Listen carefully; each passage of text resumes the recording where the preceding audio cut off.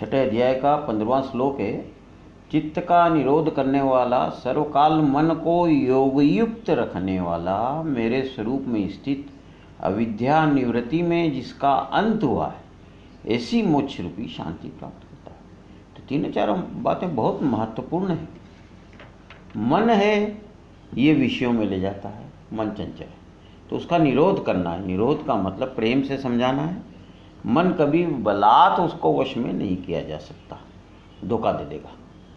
सर्वकाल मन को योगयुक्त रखने वाला, परमात्मा की स्थिति वही लक्ष्य है और उसी का मन चिंतन करता रहे, क्योंकि पहले तो मन को निरोध और फिर मन को कहाँ लगाना, तो वो फिर वो मेरे स्वरूप में स्थित हुआ और अज्ञान अविद्या निवृत्ति उसकी हो गई।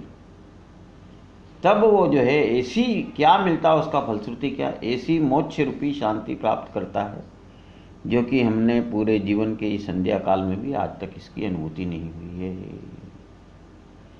ये जो स्थिति है ये हमारा लक्ष्य होना चाहिए। तो जैसे बादल से पानी जो निकलते हैं, बरसते हैं, वो समुद्र जल शोष लेता है, फिर वही नदी नालों में पहुंचता है, अंत में उसी समुद्र के पानी में प्रवाह रूप में मिलकर अपना मूल स्वरूप स्वाभाविकता से प्राप्त कर लेता है। तो सारा ये भागदौड़ होती है उस स्थिति में, तब मैं अन्य हूँ या यह आत्मा दूसरी है, ये विवंचना शेष नहीं रहती। सब कुछ मतलब एक रह जाता है। वहाँ की बात शब्द के द्वारा व्यक्त नहीं हो सकती है।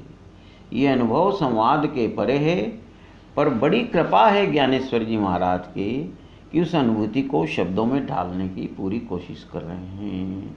ये जो वर्णन है वाणी से स्पष्ट होता नहीं है, पर ज्ञानेश्वर जी महाराज ने फिर भी उन शब्दों को साकार करने की कोशिश की है। अब उसके बारे में कुछ कहना सुनना शेष नहीं रहता। जहाँ शब्द समाप्त हो जाते हैं, संकल्प निःशेष नष्ट होते हैं, विचार को किंचित मात्र भी प्रवेश नहीं, ऐसा उस समाधि में अनुभव प्राप्त होता है। वह परम तत्व है, कुछ भी शेष नहीं रहता है, केवल वही रह जाता है, वही रह जाता है। तो वो आनंद का जो अंतिम साध्य या फल है, आनंद का साक्षात चैतन्य रूप है, जिसमें आकार की मर्यादा, मोक्ष की एक रूप अवस्था और प्रारंभ और अंत में सीमाएं निर्मूल हो जाती हैं। तो भगवान की बात सुनने से ही ज्ञान उत्पन्न होता है, ये है उसकी महिमा। और भगवान को चाहना खाली इसके लिए या उस तत्व को पाना हमारा लक्ष्य बनाना है। लेकिन जिसका व्यवहार अनियमित है, जो अव्यवस्थित है, उसको यह योग मार्ग तत्व रूप से सर्वथा अप्राप्त है। ये शर्त है। मन बिल्कुल निरोध में होना चाहिए, लक्ष्य बिल्कुल निर्धारित होना चाहिए कि मुझे परमात्मा तत्व को जानना है, पाना है। और उसके लिए कुछ शर्तें होती हैं जो साधारणतः जीवन में व्यवहार में भी आगे बढ़ने के लिए, गीता व्यवहार शास्त्र मैं बार बार कहता हूँ, गीता से बढ़कर कोई व्यवहार शास्त्र में ही नहीं। आप भौतिक उन्नति भी करना चाहते हो तो गीता के बताए अनुसार चलेंगे ना, तो आप निश्चित सफल होंगे। यह योग न तो बहुत खाने वाले को सिद्ध होता है, न बिल्कुल न खाने वाले को, न अतिशयन करने वाले के स्वभाव वाले को, न अत्यंत जागने वाले को सिद्ध होता है। हट मार्गी हैं जो शरीर के साथ तोड़फोड़ करते हैं, शरीर के साथ जबरदस्ती करते हैं। तो विषयों का आवश्यकता से अधिक सेवन नहीं करना चाहिए, उनसे द्वेष भी नहीं करना चाहिए, पूरी तरह दबा के भी नहीं रखना चाहिए। यह दुखों का नाश करने वाला योग तो 17वां श्लोक है। यथा योग्य आहार विहार करने वालों को तथा कर्मों में यथा योग्य चेष्टा करने वालों को और यथा योग्य शयन करने वाले तथा जागने वालों को सिद्ध होता है। सारी बातें संक्षेप में भगवान कहते हैं। गीता की बड़ी सुंदरता है, 700 श्लोकों में हमारे देश का सारा अध्यात्म ज्ञान, हमारी परंपराओं का और विदेशों का भी सारी बातें इसमें आ गई। तो ये पहला ये योग कैसा है, यानी दुखों का नाश हो जाता है, दुख शब्द निर्मूल खत्म हो जाता है। तो यथा योग्य आपके शरीर की जो इच्छा है, जो शरीर की मतलब यानी बन जाता है शरीर, उसके आधार पे जो उसकी योग्यता है, तो यथा योग्य उसके अनुसार आहार विहार होना चाहिए, यथा योग्य चेष्टा होनी चाहिए, यथा योग्य जागना और सोना होना, नपी तुली सीमित बातें कहना चाहिए, श्रम भी परिमित करना चाहिए, उचित समय पर निद्रा का सेवन भी करना चाहिए। ज्ञानेश्वर जी महाराज ने 3 बातें बता दी मुख्यतः। तो युक्ति से इंद्रियों को परिमित आहार देते हुए बुद्धि एवं मन को संतोष प्राप्त होता है। इस प्रकार योग के अभ्यास से अत्यंत वश किया हुआ चित्त, इसके लिए निष्काम कर्म योग करो, चाहे समता योग करो, ध्यान योग करो, कोई भी, सब एक है। गीता की बड़ी सुंदर दृष्टि है, भेद है, सब एक ही है, नाम अलग है, थोड़ा थोड़ा सा तरीके में फर्क है। तो फिर जिस समय परमात्मा में भली प्रकार स्थित हो जाता है, परमात्मा लक्ष्य हो जाता है, परमात्मा ही मंजिल हो जाती है, परमात्मा को छोड़ने की इच्छा ही नहीं होती, उस समय संपूर्ण कामनाओं से स्पृहा रहित हुआ पुरुष योगयुक्त कहा जाता है। कामनाओं की जड़ अहंकार है, अहंकार का निशेष खत्म हो जाता है, और जब ऐसी स्थिति होती है उसको योगयुक्त कहते हैं। यानी कामनाओं का सबसे पहले निर्मूल नष्ट होना चाहिए कामना। तो जो जो शरीर की बाहरी क्रियाओं पर नियम से वो नियंत्रण हो जाता है, सुख बढ़ते जाता है और अपने आप स्वतः योग साधना होने लगती है। शरीर मन इंद्रियों पर नियंत्रण होता है और मुख्य जो बात है वो परमात्मा की कृपा है। आप परमात्मा तत्व को जानने की जिज्ञासा करते हैं, इतना ही मात्र पर्याप्त है। फिर आपकी जो साधना उस ओर होना चाहिए, उसमें मूलतः मेरे हिसाब से तो परमात्मा ही मदद करते हैं, सहायता करते हैं। तो संयम पूर्वक वह सब क्रियाओं का आचरण करता है, सहज ही योगाभ्यास में लग जाता है, बिना प्रयास ही समझ लीजिए आप, और उसको आत्म सिद्धि के अनुभव की प्राप्ति होती है। और फिर उसको क्या मिलता है? वह मोक्ष के सिंहासन पर सुशोभित होता है। 4 पुरुष जो पुरुषार्थ माने गए, धर्म अर्थ काम मोक्ष, उसमें मोक्ष अंतिम है और वो उसके सिंहासन पर विराजमान हो जाता है। तो उसके लिए ध्यान कैसे करें? जिस प्रकार वायु रहित स्थान में स्थित दीपक चलायमान नहीं होता है, वैसी ही उपमा परमात्मा के ध्यान में लगे हुए योगी के जीते हुए चित्त के बारे में कही गई है।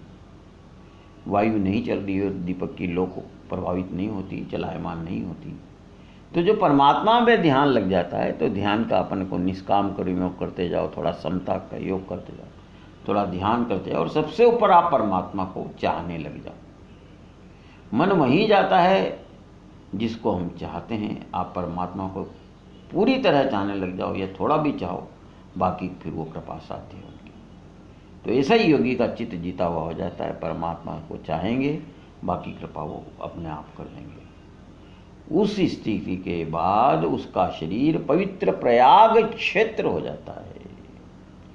ऐसे शरीर मन क्षेत्र सन्यासी के समान अपने आप स्थिर हो जाती है। ये इंद्रियां दुष्ट हैं, छोटी छोटी बातों को व्यर्थ ही पहाड़ बनाकर भय दिखाती रहती है। देखो, साधारणतः जो जीवन के लिए आवश्यक औषधि यदि कड़वी हो तो इंद्रिय उसको बिल्कुल पसंद नहीं करती, शत्रु मानती है। इसी प्रकार जो कर्म हमको सुख देने वाले और हितप्रद होते हैं, इंद्रियों को सदैव कष्टदायक ही जान पड़ते हैं। वैसे ज्ञानेश्वर जी महाराज के हिसाब से योग जय मार्ग जैसा सुलभ और हितकारक अन्य कोई साधन नहीं है। तो 20वां और 21वां श्लोक है, जिस अवस्था में योग के अभ्यास से निरुद्ध हुआ चित्त, निरुद्ध मतलब समझा बुझा कर लगाया हुआ, हमेशा ध्यान रखना, चित्त को बलात् वश में नहीं किया जा सकता। विषयों में परावर्त होता है, जब उसको महत्व बुद्धि आदर बुद्धि हो जाती है इधर, तो विषयों से वो परावर्त हो जाता है, उसको लग जाता है कि इसमें सार नहीं है, तो अपने आप उधर स्वाभाविक लग जाता है। तो जिस अवस्था में योगी सत्व संपन्न हुए अंतःकरण में जीवात्मा को साक्षात परमात्मा जानकर आत्मस्वरूप में ही संतुष्ट था, उसकी सबसे बड़ी परम स्थिति है कि उसको वो अकारण प्रसन्न रहता है, संतुष्ट रहता है।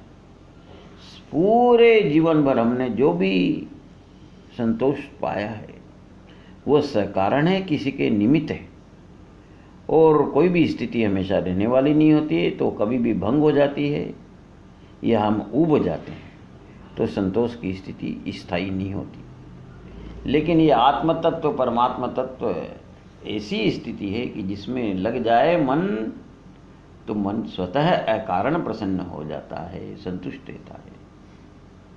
और ये जो आनंद है, आत्यंतिक आनंद है, सूक्ष्म शुद्ध हुई सूक्ष्म बुद्धि द्वारा ग्रहण करने योग्य है। और फिर उस स्थिति में, उस अवस्था में स्थित हुआ योगी आत्मस्वरूप सुख की अवस्था से पुनः चलित नहीं होता है। तो जैसे ही योग साधना से इंद्रियों का निग्रह होता है, उसी समय चित्त धीरे धीरे आत्मस्वरूप में चंचल होता जाता है। वैसे चित्त का सारा इंद्रियां जो है भगवान ने बहिर्मुखी बनाई है, तो मन उन इंद्रियों के माध्यम से नित्य बहिर्मुख होकर बाहर दौड़ता है। अब स्थिति पलट गई, वह विषयों से परावर्त होकर देख लिया इनमें सार नहीं है, और अंदर के सुख की हल्की सी झलक पाने लगता है, तो अंतर्मुख बनकर स्थिर होते ही तत्क्षण स्वयं तत्व रूप बनता है और पहचान जाता कि मैं स्वयं वही तत्व हूँ, आत्मा परमात्मा है। सो अहम की स्थिति हो जाती है। उस समभाव से आत्मा नींद में लीन हो जाता है। तो जिस वस्तु के बिना अन्य कुछ वस्तु नहीं, इंद्रियों को कदापि जिसका ज्ञान नहीं हो सकता, वह ब्रह्म वस्तु वह स्वयं बन जाता है। ये भगवान की आपको स्थिति दिलाना चाहते हैं गीता के माध्यम से। और वो जो लाभ है परमात्मा की प्राप्ति रूप, बहुत छोटी छोटी क्षुद्र चीज़ों में जीवन को व्यर्थ कर दिया। बड़ी आयु हो गई, आयु शेष कम रही है और जीवन का भरोसा भी। तो परमेश्वर की प्राप्ति रूप जिस लाभ को प्राप्त कर लेता है, उसके अधिक दूसरा कुछ लाभ ही नहीं मानता। ऐसी अवस्था में स्थिति होगी, बड़े बड़े भारी दुख से भी विचलित नहीं होता। देखो, सारे दुख जो हैं बाहर शरीर को होते हैं और आत्मा को नहीं होते, और मन वो आत्मस्वरूप बन जाता है ऐसे योगी का, तो विचलित नहीं होता। उसको अग्नि में भी देह पड़े तो उसको जो महासुख प्राप्त हुआ वो देह भाव में जागृत नहीं होता, उसी में लगा था। आत्मसुख में निमग्न रहते हुए देह भाव का विस्मरण होता है और अनिर्वचनीय आत्मसुख में वो सदा लीन रहता है। यहाँ 23वें श्लोक में योग की गीता में एक तीसरी परिभाषा है।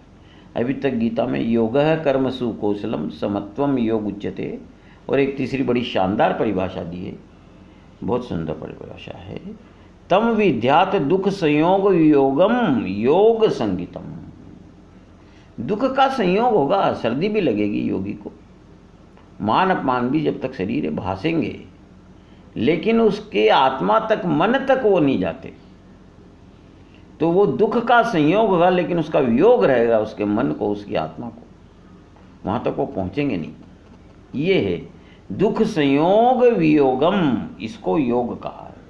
बड़ी सुंदर परिभाषा है। तो ऐसा भगवान ने कोई गारंटी नहीं करी है